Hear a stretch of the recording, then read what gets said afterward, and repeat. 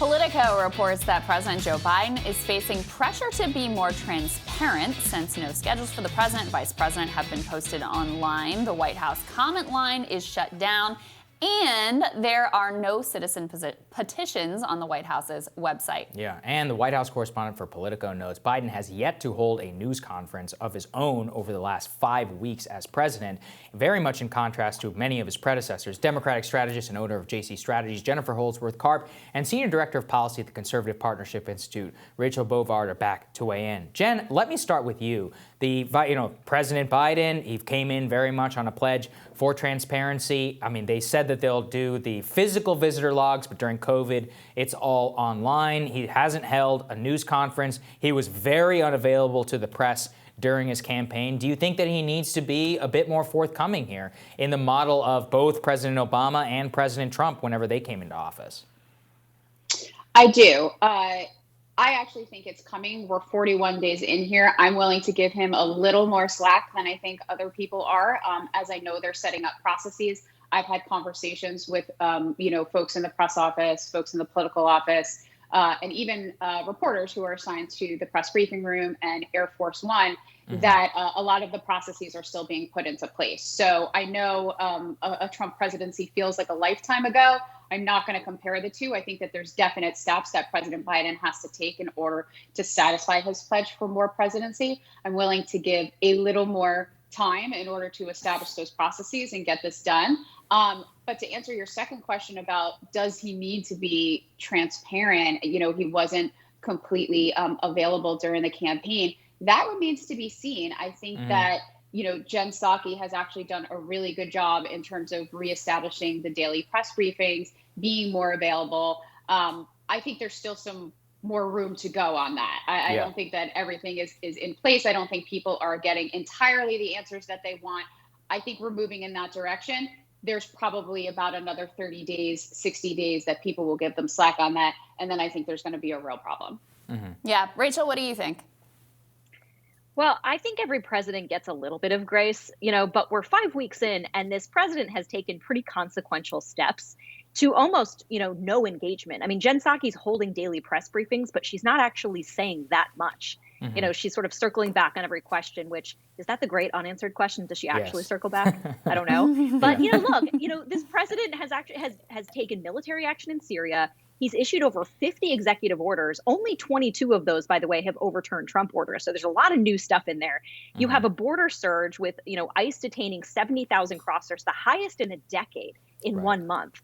And so there's a lot of things going on here that I think actually deserve some, critical assessment, from reporters asking the White House and getting real answers. And so at some point, I think whether it's Biden or somebody else, someone has to start, I think providing substance behind what's going on in the White House. I agree. And Jen, as a former White House correspondent, people complained a lot about those lack of press briefings. But look, at the end of the day, you could basically ask Trump anything you wanted, either in the Oval Office or in terms of his press availabilities. There was a point where you could basically ask him a question almost every single day, arguably the most accessible from a press point of view that it's been in decades. And so from that perspective, I mean, Biden very rarely takes questions in the Oval Office, or he takes whichever ones that he wants. And for Rachel's point, there's a lot going on right now that he needs to speak up on. Well, you might have been able to ask President Trump any question you wanted, but you certainly weren't going to get any kind of a truthful answer to your question. Well, it depends, so I actually. think let's not pretend that there was truthfulness and reconciliation and everything that the last president did. But again, I'm not looking to compare. I know that the Trump presidency was an anomaly in every single way possible.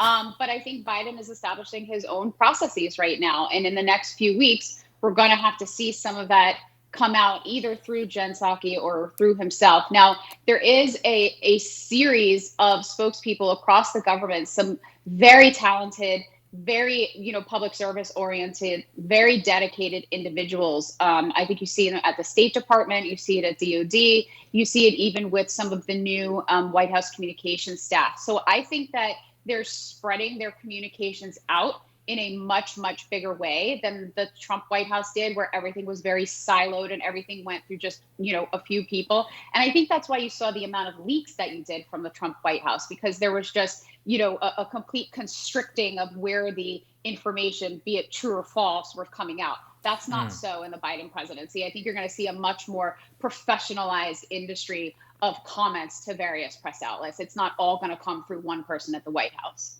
But Jen, do you think at a certain point, if he's not out there fielding a lot of questions on at least a somewhat regular basis, does it feed into the perception that maybe he's lost a step, maybe he's not really up to the job the way that he should be?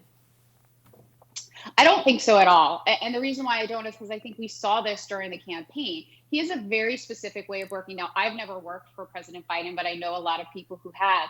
He has a very specific way of working. And one of the things that he does not pay attention to is the noise. Now, I think we can all agree that there is a great deal of noise in the mainstream media in some of the questions that are asked for him. I think he wants to put his nose to the grindstone, focus on policy, and then worry about disseminating information. This is something that he's done his entire career. What do you think, Rachel?